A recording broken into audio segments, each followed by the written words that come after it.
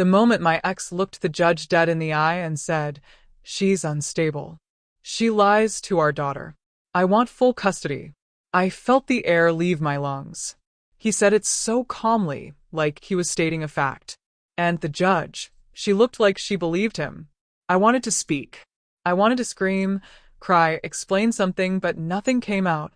I sat there, heart racing, frozen in that hard courtroom chair, while the man who used to tell me he loved me painted me as a danger to the one person I love more than anything, my daughter.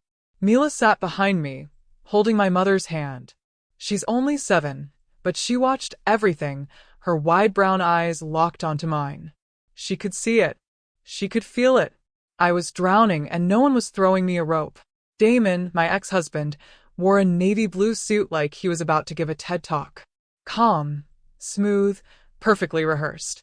The same man who used to scream at me in the car over the wrong takeout order now sat in front of a judge, looking like the picture of responsibility. He was charming. He always had been. That was the problem. The judge asked me if I had anything to say in response. I opened my mouth, but all that came out was a shaky breath. My lawyer glanced at me, silent. The courtroom was dead quiet. My hands trembled. I was about to lose my daughter, and it felt like no one could see what was really happening. Then I heard a voice, small, clear, and steady from behind me. "Your Honor, I brought a video from Daddy's phone. I think you should see it." Everything stopped. The gallery turned. The bailiff looked confused. Damon's face drained of color. And for the first time that morning, Judge Harmon looked surprised. Mila stood up, still holding her pink school tablet in both hands. She wasn't crying. She wasn't scared. She looked braver than I'd ever seen her. She walked up to the front, past the wooden benches, past the man trying to take her away from me, and handed the judge her tablet. I didn't even know she had it with her. I didn't know what she recorded. I didn't even know she knew how to record on Damon's phone, but I knew something had just changed. The judge took the tablet. "What is this?" she asked. Mila's voice was soft but confident.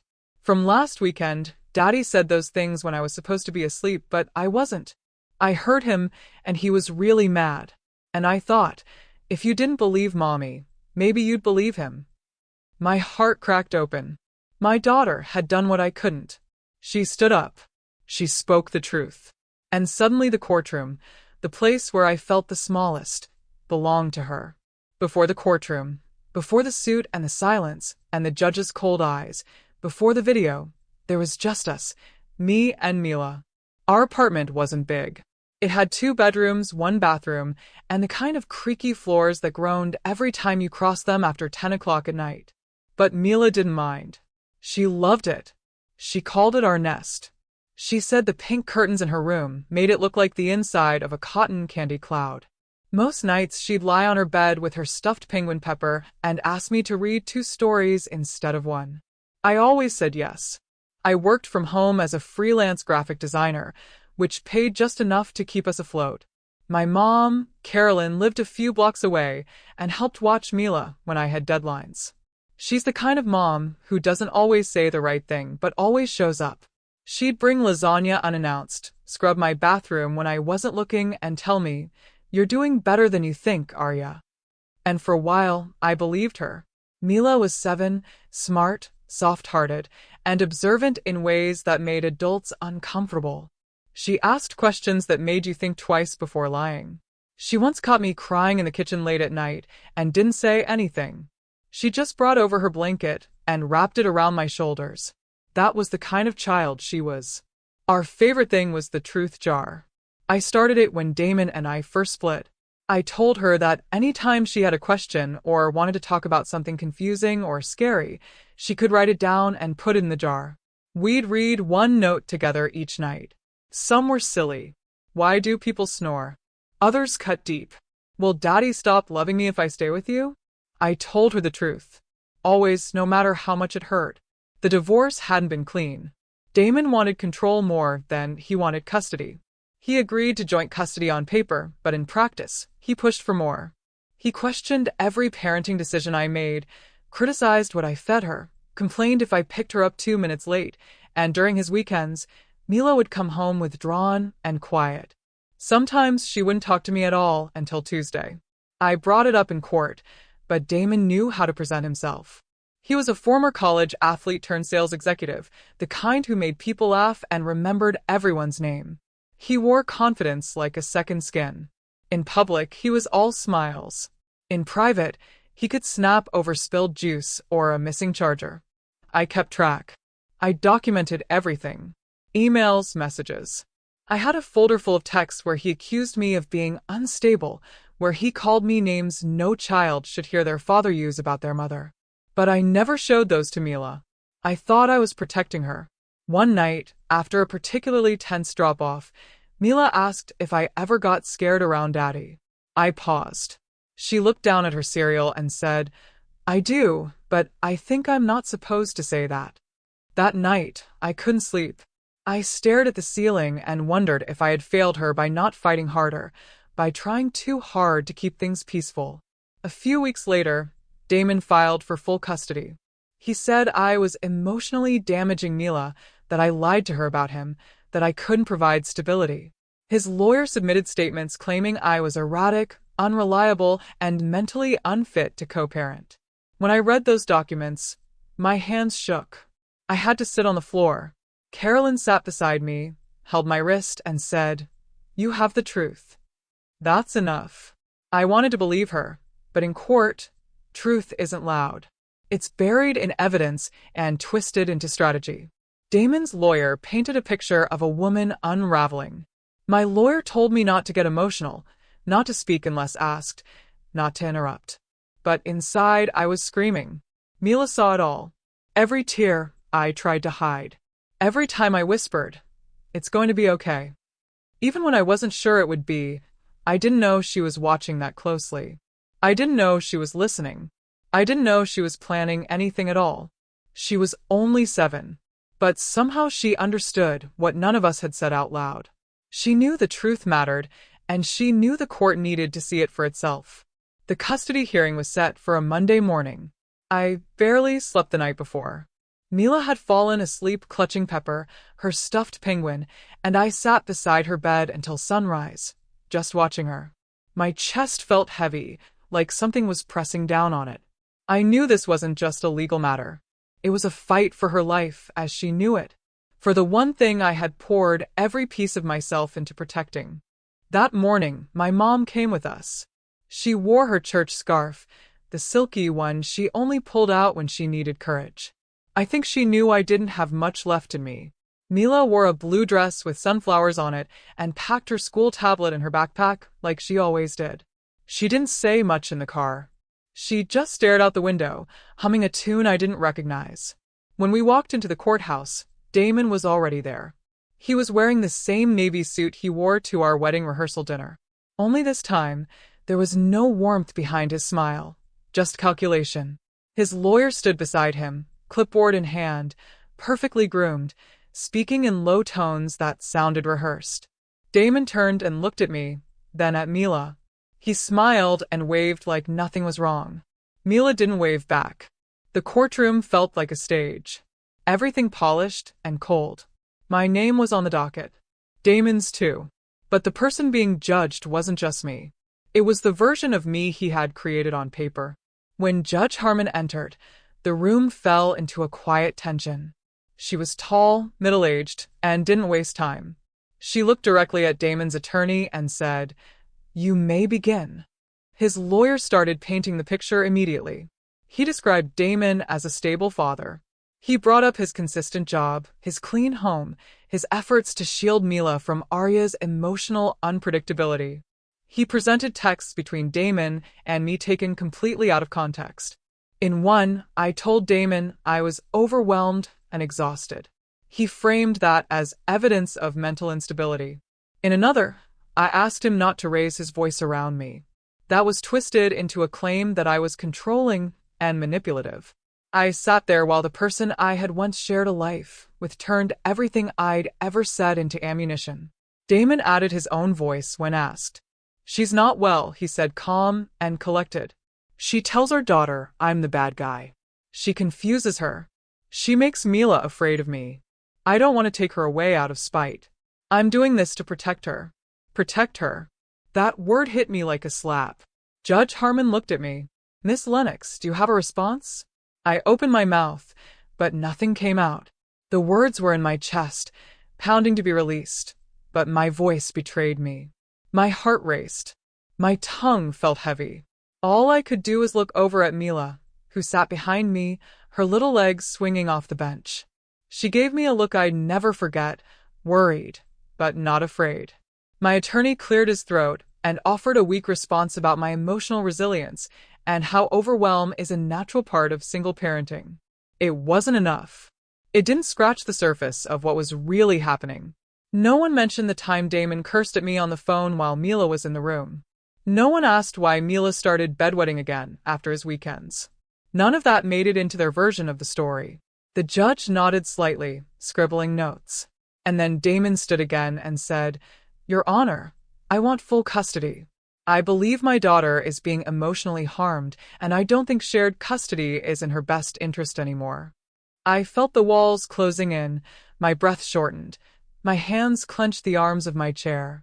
I looked at Mila again, unsure how I could protect her from what was unfolding right in front of her. That's when Mila let go of my mom's hand, stood up, and walked forward. She didn't ask for permission. She didn't hesitate. "Your Honor," she said, "I brought a video from Daddy's phone. I think you should see it." The room fell still. Damon's face went blank. My mom gasped. I turned to my seat, eyes wide. Mila stood there holding her school tablet, shoulders square, voice steady. Judge Harmon looked at her. "Excuse me?" Mila held the tablet up a little higher. "It's from last weekend." He didn't know I was awake, but I was. I heard what he said, and I thought it might matter. No one spoke. Not Damon, not his lawyer, not the judge. And for the first time since the hearing began, I felt something shift. Mila had brought more than a video. She had brought the truth into the room, and everyone felt it. Mila stood in the center of the courtroom, holding her tablet like it was a shield. Her sunflower dress looked a size too small, the hem grazing her knees, but she didn't fidget. She didn't look back for reassurance. She stood alone, facing the judge. "I brought a video from Daddy's phone," she said again. "I think you should see it." Judge Harmon glanced at the bailiff. "Bring it here," she said. Mila walked the few steps forward and handed the device to the bailiff, who then gave it to the judge. The silence stretched across the room like a tight rope. Damon's jaw was set, his lips pressed into a thin, unreadable line. His lawyer looked from him to the tablet and back again. Neither of them moved. The judge turned the screen toward herself and tapped the play button. For a moment, there was nothing, just the sound of ambient noise, the kind of distant hum you hear late at night when the world outside has gone still. Then came his voice, loud, harsh, not the smooth, composed tone he had used just minutes earlier in court. It was unmistakably Damon. He was yelling. "You think you're so smart, huh? Go ahead, try telling anyone. See what happens. You'll end up living in some foster home, and don't think your precious mother can save you. She's pathetic." A chair scraped. A plate clattered. Mila's voice, quiet and frightened, whispered, "I'm sorry." He cut her off.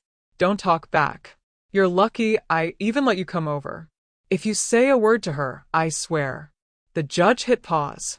She didn't say anything right away. She just sat there staring at the frozen screen. Damon shifted in his seat. His lawyer leaned in, whispering something fast and panicked, but the judge raised her hand to silence him. "Where did this come from?"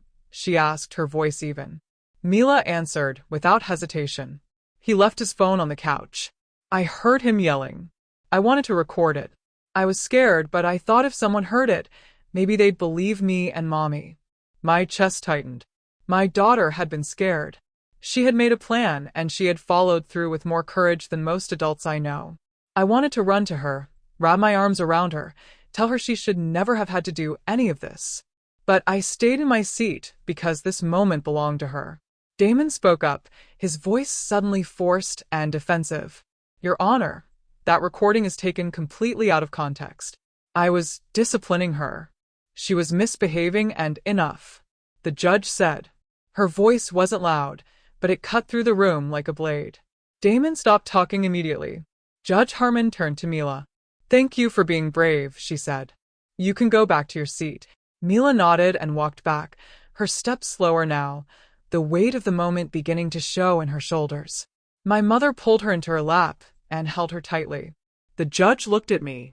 "Miss Lennox, do you have anything else to add?" This time I found my voice. "No, Your Honor. I think my daughter said it all." The judge nodded once, then leaned back at her chair. She closed her eyes for a moment, then opened them and looked across the courtroom. "In light of this evidence, I'm calling for an immediate review of all custody arrangements. Until that is completed, full temporary custody will be granted to Miss Lennox. Supervised visitation only for Mr. Blake. Bailiff, please escort Mr. Blake from the courtroom until further notice." Damon stood stunned. "You can't be serious." "Sir," the bailiff said, stepping forward. He looked like he wanted to argue, but instead Damon turned and walked out, his lawyer scrambling behind him. The courtroom emptied slowly after that, but we stayed seated. Mila was quiet, head resting against my mom's shoulder. I finally stood and walked over to them, kneeling beside her. "You were so brave," I said. She nodded but didn't speak. I could see it hitting her now, the weight of what she had done. She hadn't just told the truth. She had stood up to someone who had spent years teaching her to stay silent. And in doing so, she had changed everything. The moment Damon walked out of that courtroom under the bailiff's watch, the entire atmosphere shifted. It felt like someone had cracked a window open in a room where we'd all been holding our breath. I could finally inhale. Not fully relaxed, but enough to remember that I still had a voice and a heartbeat. The judge left the bench shortly after issuing her order. Her expression never changed, but I saw something different in her eyes when she looked at Mila. A quiet recognition, not pity, not surprise, respect. I gathered our things slowly, my fingers trembling slightly as I packed up Mila's bag. She was still curled into my mother's arms, exhausted, but alert. Her tablet rested beside her on the bench. The screen still dark after the video. I reached for her hand. "Do you want to come with me?" I asked. She nodded and slid down from the bench. As we walked out of the courtroom, people watched us. A few glanced away quickly. Others held their stares longer. One woman mouthed the word brave as we passed her. Outside the courtroom doors, I knelt down to Mila's height.